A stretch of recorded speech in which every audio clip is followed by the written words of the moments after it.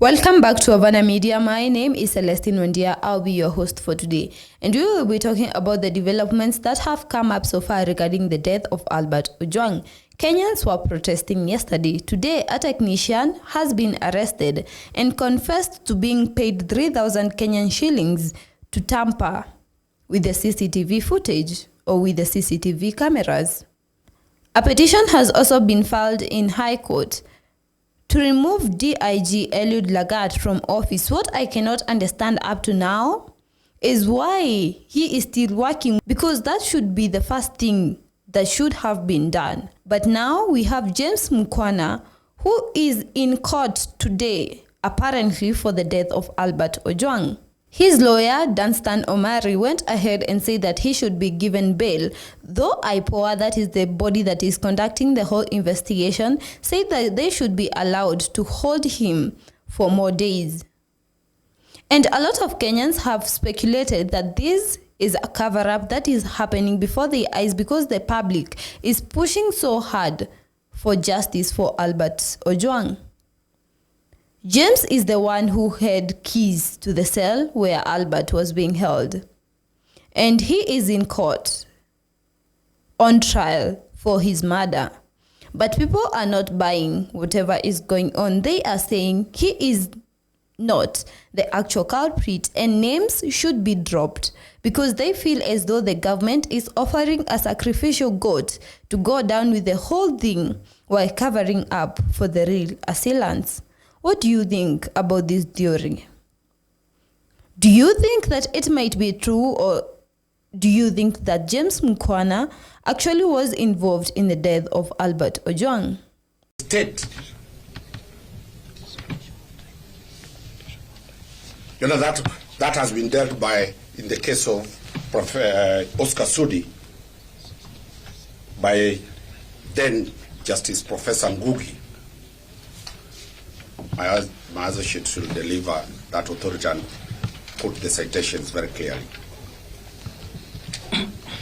The state cannot now say it cannot prevent interference with witnesses.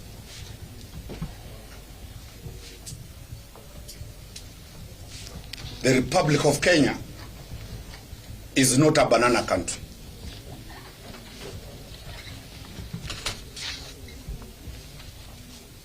That the state is scared of a citizen being out.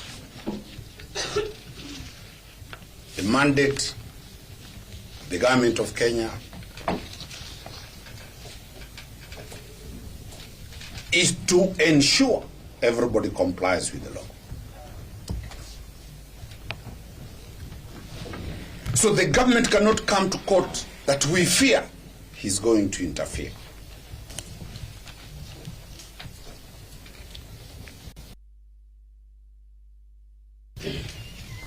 That is a banana country that will tell people that we fear an individual is likely to interfere.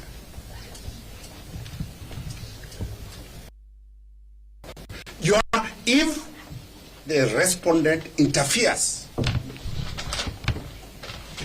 the bond terms will be cancelled and the state will come to court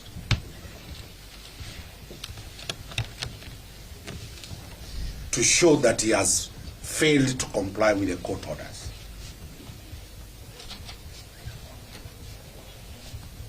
Your Honor, you are aware of the celebrated case of Michael Oyamo at the Court of Appeal,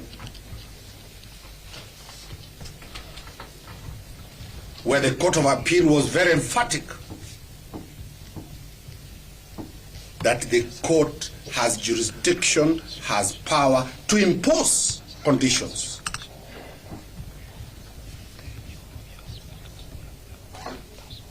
And that is why we are seeking that the court imposes conditions of bail and bond.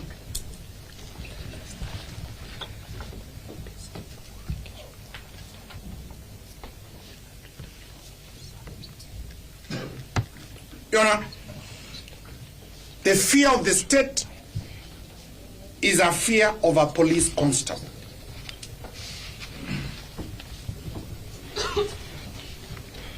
We urge the court to take judicial notice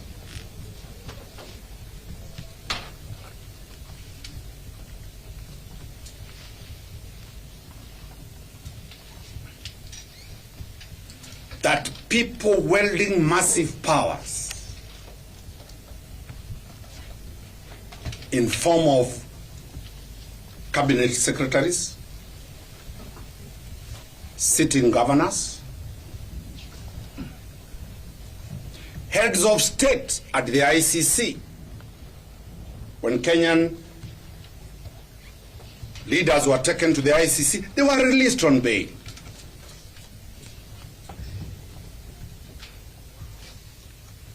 So that fear,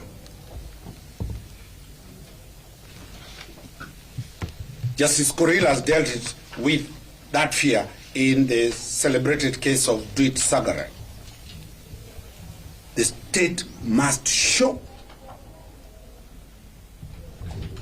by materials that the fear they are having is not mere apprehension.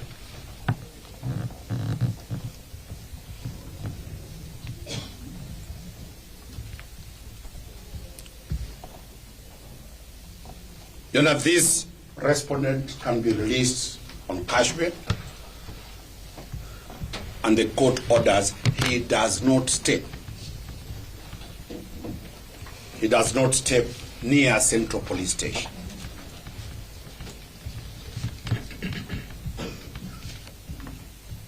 His parents are here, his relatives are here. He'll be confined to his home area until when the DPP decides to charge.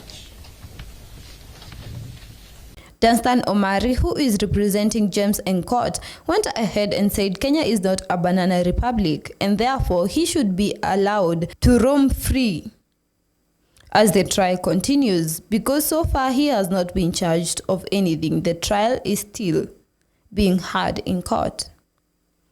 Tell me what you think about what is happening in this country, because I feel like things are getting out of hand considering the budget allocated 150 million to DCI to monitor social media. You would think that after the death of Albert Ojwang, the government would not be interested with social media. But now, it apparently seems like they want to set more eyes than they had before to monitor what people are saying about them on social media. Tell me what you think in the comments below. Thank you for watching Havana Media. I have been your host, Celestine Wandia.